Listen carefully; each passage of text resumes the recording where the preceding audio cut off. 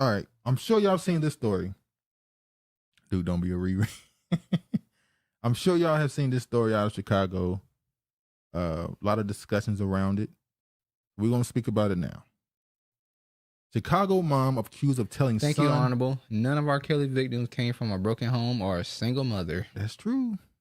The father was there. The and a lot devil of time, don't fight himself. what?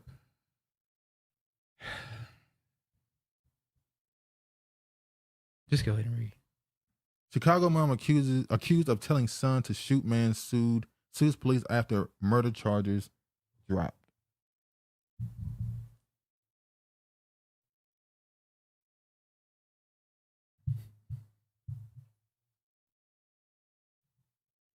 The Chicago story? I'm sorry, can you say it again? Chicago mom accused of telling son to shoot man sues police after charges dropped. Remember the Chicago mom? She was at the. She sued the police? Yeah. She's saying that they charged her and and she didn't do anything wrong. Let me read the story. Chicago woman accused of telling her teen son to shoot a man at a hot dog stand when a man attacked her is suing the city and members of the police force after murder charges against her and her son were dropped. So basically, they were at a restaurant or a place to eat. Her and a black woman and a black man got into an argument. The temperature kept rising. He then went on his way to threaten her, saying, "Don't say nothing else. Don't say nothing else." And then he began to beat her. He kept hitting her a couple times. People were standing around. Nobody did nothing. Apparently, before that, she texted her son, who was in the car, to bring the gun. The son, when he came to the store, he sees his man beating on his mom, so he shoots him in the back. The man runs out of the store. The son chases him, shoots him again. Now, they said the original story was that this dude was in the store minding his business. This woman was skipping people in line. She was belligerent. He ended up getting into it with her. Then her son comes in with the gun. He runs, and the son chases him and shoots him. That wasn't what happened. It was actually he was hitting her and beating her, and her son shot him. She has a whatchamacallit to own the weapon, so it's not illegal. There's a legal firearm. So people ask the question. Why is she suing the police officers? Well, let's keep reading. Carlishia Hood, 35, was held on a $3 million bail at Cook County Jail after she was charged last week with first-degree murder and contributing to the delinquency of a minor in connection to the June 18th shooting death of Jeremy Brown, 32. Hood was released from jail on Monday after Cook County State's Attorney Kim Fox's office dismissed charges against her and her teenage son, who's 14.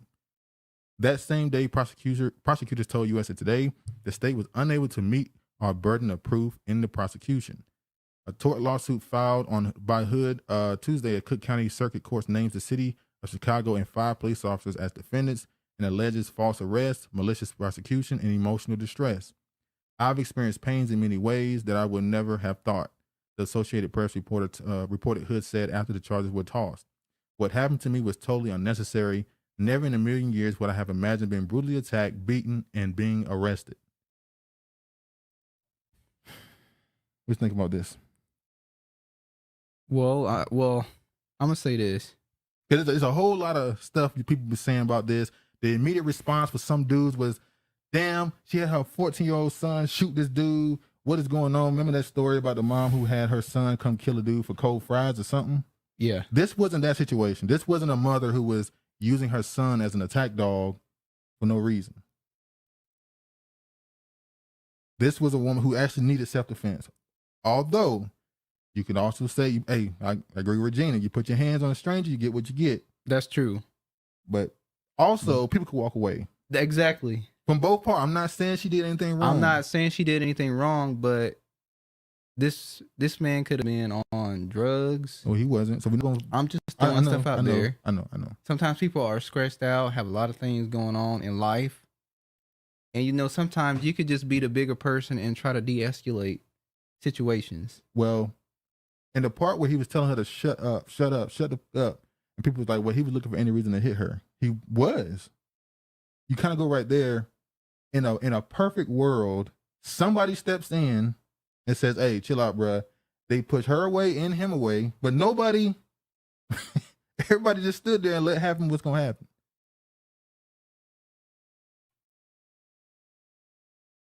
The story is the killer was impatient and was upset that she was getting her order remade.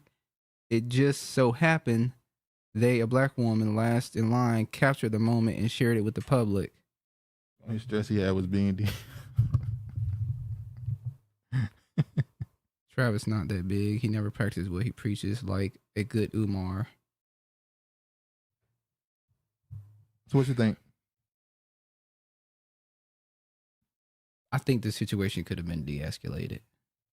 You think more so the people involved or somebody else, a third party, should have stepped in? I think a third party should have stepped in. But there was men in that room. So what does it say about those men in that room? Black women are not protected. I knew you were gonna say this. Why didn't those men in that room not even look to defend her, but also protect him from himself?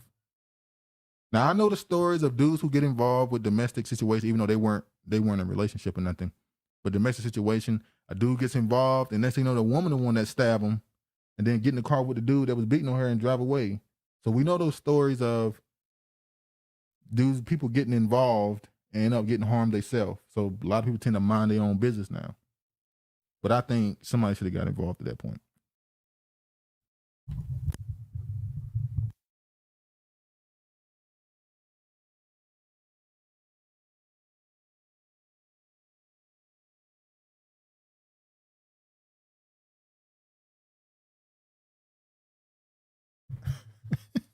Oh, sorry, y'all.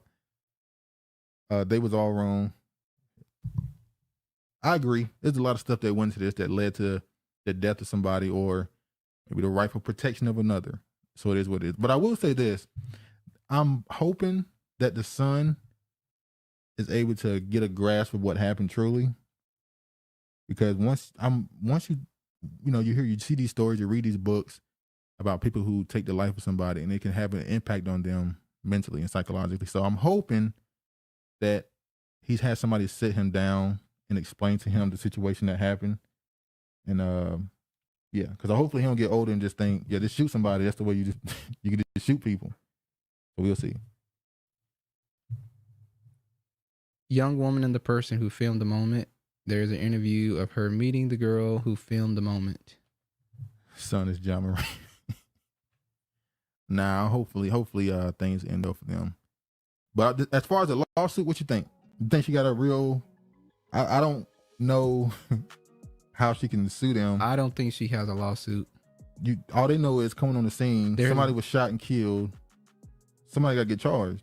Your son ran out of the. Has there been any attention? Has there been any mention of where the 14-year-old son got the weapon from? It's his mother's gun. That she has a legal firearm. Yeah, she had a legal firearm. It was in the car. He was in the car with the weapon. Compartment of the car. Yeah. So she texted him and told him, bring the gun. So he came in and saw the man beating on her. And now I will say she also told the boy to shoot him. And allegedly, I don't know if this part is true, she also told the boy to shoot a witness. To shoot another person who was there. Because I guess they said something to her or came on to her. So I don't know. She has a case because where did the text narrative come from? So is that considered false as well? The text narrative that she did not text him to tell him to bring the weapon? In the chase narrative. They said that he shot him in the back in the store, and then when he ran, he chased him out of the store and shot him again to kill him. She did all that with her Rachel ass. Oh, that's a new one, ain't it? Rachel? Is that what a black woman get called? Rachel? All right, let me show you. Because the story he intentionally spelled ratchet, by the way.